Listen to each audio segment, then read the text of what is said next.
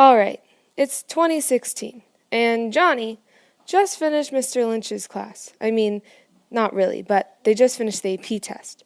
And Mr. Lynch is assigning them to try and save the world one way, right now. Now, Johnny, he's not your average kid. He is an A-plus student, he's 11 years old, and he's a junior. So, he really has taken an interest in the Aztec culture, and he believes the Americas, will be quite different if the Aztecs had a chance to develop their culture with the old world technology such as guns. So he wants to go back and save the Aztecs by preventing the one thing that killed them the most, the diseases that the Europeans brought over. Now he finds it very unfair that the Europeans didn't even try to kill them with the diseases, and it still happened. So he makes this elixir that will solve smallpox, measles, and mumps, and all the other diseases that the Europeans can bring over. So you just take one drop of the elixir and put it into water, and there you go. You can have millions and millions from one sample of this elixir to save your people.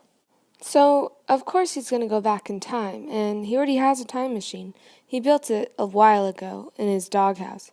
The reason is to hide it from his parents, because he's only 11, remember? So he goes back in time, all the way back to 1505.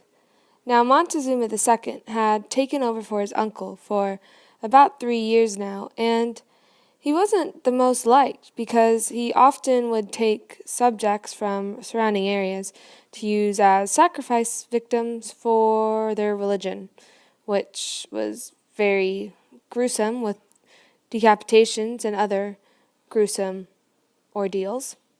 So basically, he's not the most liked guy in the world.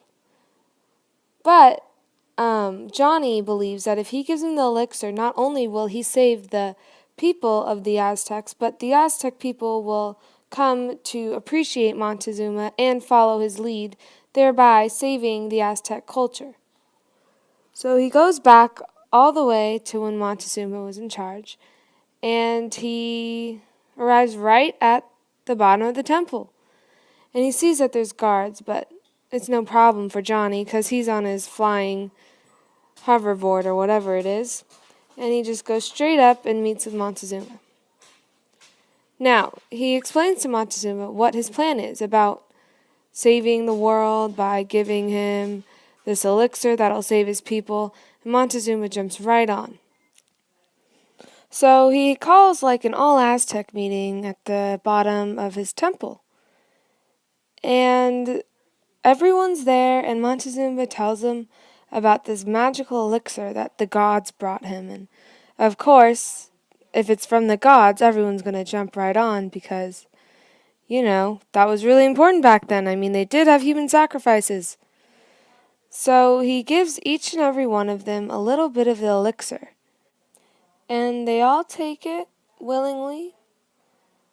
This is really important because this will lead to all of his people surviving the different diseases, while all the other people are dying. And quickly, his people realize that Montezuma saved them. Through the gods, Montezuma was able to save his people from dying. Now, of course, Montezuma knows it wasn't the gods, it was little Johnny from the future, but it doesn't really matter to the people. To them, Montezuma was basically a god. And honestly, this is really important because this gave him loyalty from all these people that previously the Aztecs had trouble gaining loyalty from. I mean, the Aztec Empire and its absolute control grew enormously. All these other kingdoms that previously they ruled over, but these kingdoms had hated Aztecs, are now loyal Aztecs, and this will help Montezuma with the fight against the Spanish, who arrive in 1518 under Cortez to take them over. But this is going to end quite differently than it originally had because of Johnny. So here you have Hernan Cortez. He is confronting Montezuma, and he's acting very, very confident considering Montezuma is the king, leader, / godlike ruler of the largest empire of America. And This is really startling the Aztec king because he's wondering how this man thinks he can take over his empire so easily. So Montezuma will have a very close eye on this conquistador. So Cortez starts developing a plan on how he can attack and take over the Aztec empire. So he develops this plan to corner it by surrounding it on all sides. However, all of Cortez's translators are in fact double agents for Montezuma, and quickly after Cortez developed his plans, they go to Montezuma and tell him directly the plan. And Montezuma acts quickly, and the next morning at dawn, Montezuma's forces have already surrounded Cortez.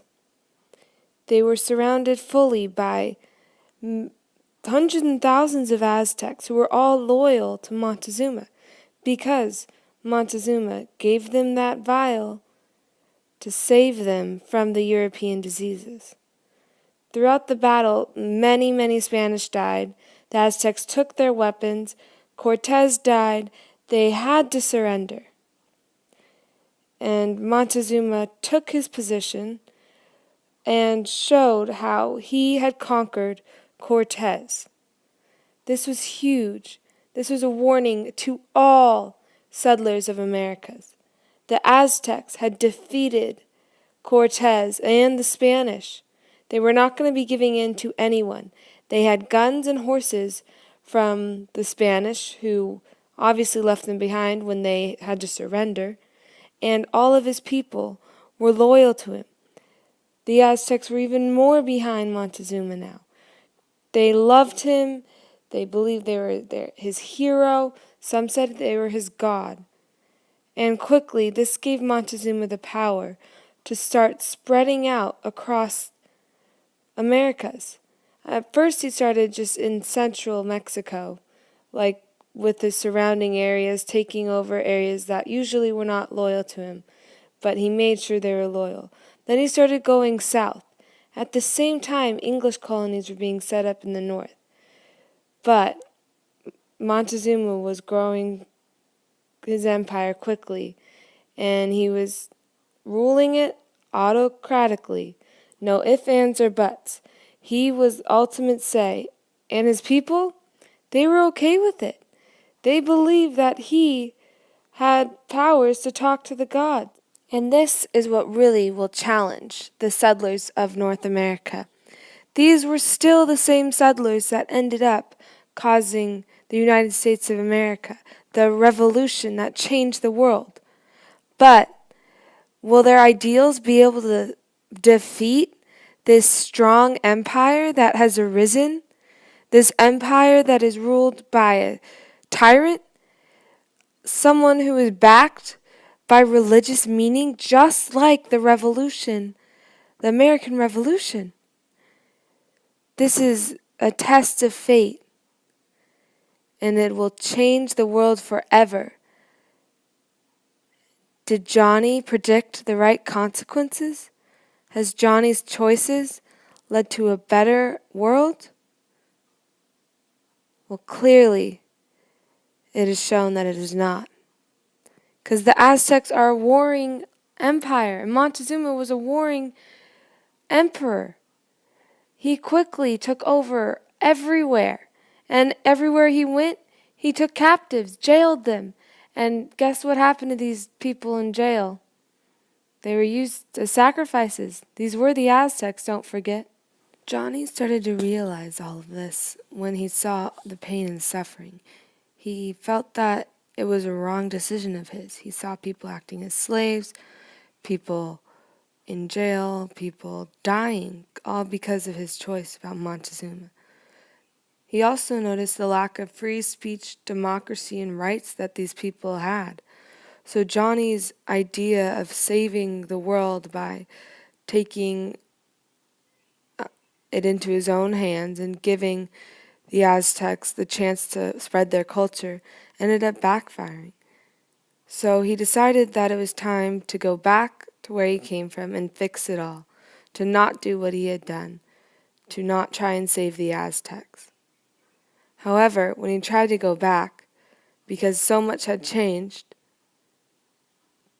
there was no America, no rights, no reason for him to have been born. He just disappeared, and the world was left the way he had changed it. Maybe in the future there will be democracy, but because of Johnny, it has been set back hundreds and hundreds of years.